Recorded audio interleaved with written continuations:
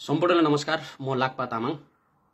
10 वर्षसम्म मैले पनि राप्रपा भन्दै हिँड्ने, राजा भन्दै हिँड्ने, तर त्यो नै मेरो जिन्दगीको सबैभन्दा ठूलो राजनीतिक भूल थियो, गल्ती थियो। 2075 सालमा त मैले मेरै नेतृत्वमा राप्रपा नेपाल पार्टीसम्म खोले। आज त्यो पार्टी कमल थापाले चलाइरहेको छ। राजेन्द्र लिङ्गदेनसँग पनि काम गरे।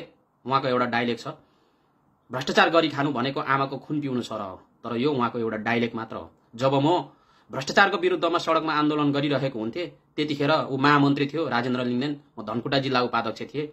उहाँले फोन गर्नुहुन्थ्यो, अनि भाइ तिम्रो त्यो आन्दोलन तुरुन्त बन्द गरिहाल, नत्र तिमीलाई कारबाही हुन सक्छ। हामीले बोल्ने मात्र हो, अन्तिममा उनीहरूसँग मिलेर काम नगरेसम्म हाम्रो पार्टी चल्दैन। यसरी फोन गर्नुहुन्थ्यो। 2 वर्ष अगाडि ज्ञानेन्द्र साईसँग सिंहदरबार अगाडि मेरो लफडा परेको, झगडा परेको, विवाद भएको त तपाईहरुले देखिसक्नु भएको छ मिडिया मार्फत। किन झगडा परे? त्यो फाइल कसको थियो? सबै राप्रपाको नेताहरूको थियो।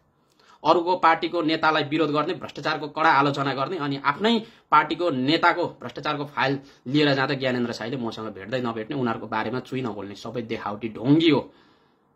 अनि 2075 सालमा जुन राप्रपा नेपाल मैले खोले नि, त्यो कुन शक्ति प्रयोग गरेर, कुन डकुमेन्टहरूले खोले त्यो मलाई थाहा छ कि एक प्रमाण मसँग छ। सबै अवैधानिक तरिकाले पार्टी खोलिएको हो।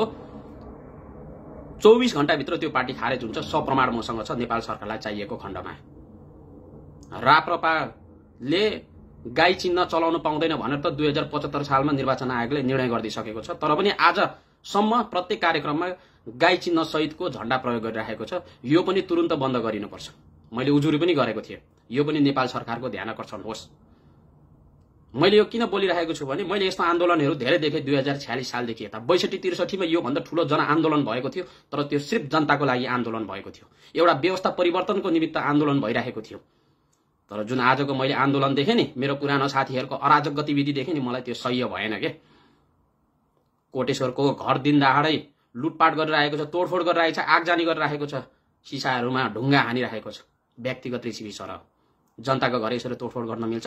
भाटभाटेनीमा दिन दहाडै लुटपाट गरिरहेको छ, रक्सी लुटिरहेको छ, फलफुल लुटिरहेको छ, बियर लुटिरहेको छ, सटर फोरी फोरी चाहिँ लुटपाट गरिरहेको हुन्छ। यस्तोलाई भन्छ आन्दोलन? आज यिनीहरू शक्ति शासनमै नआउँदाखेरि त यतिसम्म अराजक छ भने सोच्नुहोस्, भोलि साँच्चै नै राजा आइदियो भने यिनीहरूले घर घरमा गएर लुट्ने रहेछ नि त। यी लुटेराहरूले मेरो पुरानो साथी भन्न पनि लाज लाग्छ। हामी त यस्तो थिएनौँ पहिला, शान्तिपूर्ण तरिकाले आन्दोलन गर्यौँ गर्दाखेरि पनि। अनि जुन यी राजावादीहरूले राजाको कुरा गर्छ नि, बेलायतमा राजा छ, अस्ट्रेलिया क्यानाडामा राजा छ। आकाश जमिनको भिन्नता छ। बेलायत देखेको छु, बेलायत भोगेको छु, बेलायत घुमेको छु। बेलायतको राजा र नेपालको राजामा आकाश जमिनको भिन्नता छ। बेलायतमा निशुल्क शिक्षा छ, निशुल्क स्वास्थ्य छ, प्रत्येक जनताले रोजगार पाएको छ। रोजगार नपाएको खण्डमा पनि बेरोजगार भत्ता पाएको छ। देश समृद्धिको कुरा त कुरै छोड्दौँ। कतिसम्म समृद्धि छ बेलायत?